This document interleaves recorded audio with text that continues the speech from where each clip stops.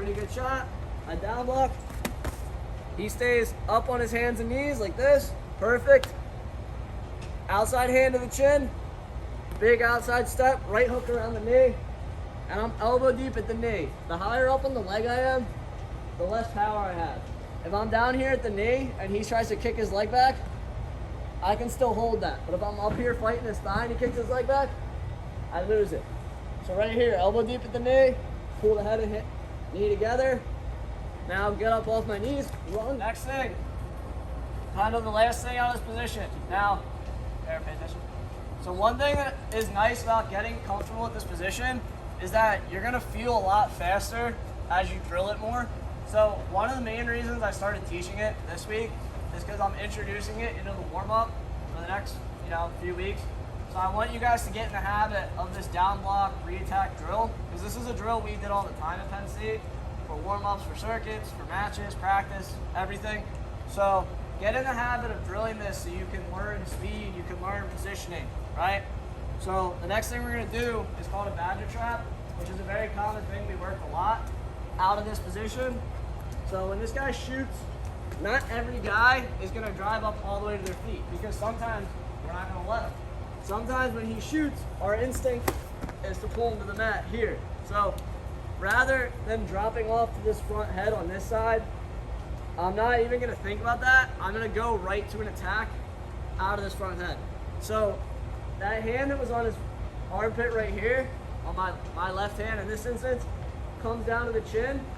Usually when a guy shoots a high crotch, their outside leg right here is up.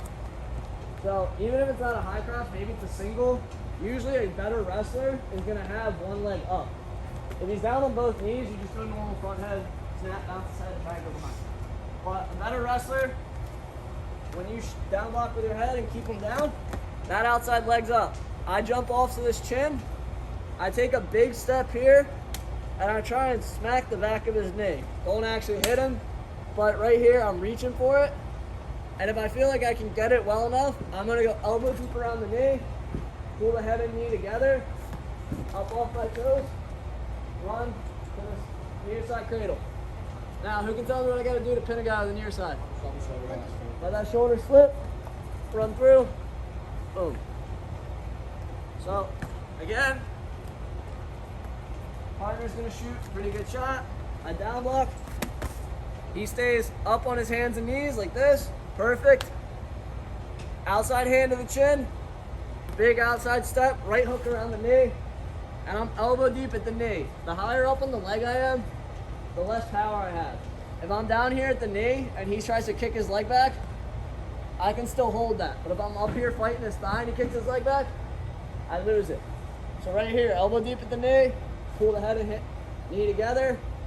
Now get up off my knees, run, drive through. Now if I want to get a tight pin here, if I have plenty of time, let that shoulder slip, hook over the leg with my one leg, get my other knee over, put it at the ankle, walk towards his head, boom. They can meet his knee. So I'm not going to show that again just because it's very tight and I don't want to make poor Coach Cael have to deal with that again. What? Yes. So, one more time.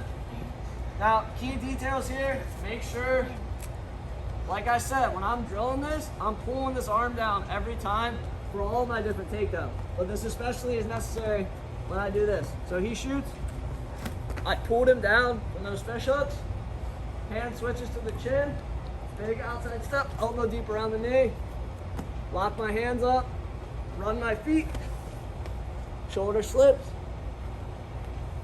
toes back, get my backs, get my pin. Now, near side cradle is not going to pin everybody all the time, just because it's kind of one of the weaker cradles, but you're at least getting the takedown and probably two to three backs. So, if you get the pin, great. If not, don't worry about it. You took them down, you blew the match wide open. So, have some fun with it. We'll go 8 more minutes here. It's going to be the last thing we're going to do on our feet. Ready?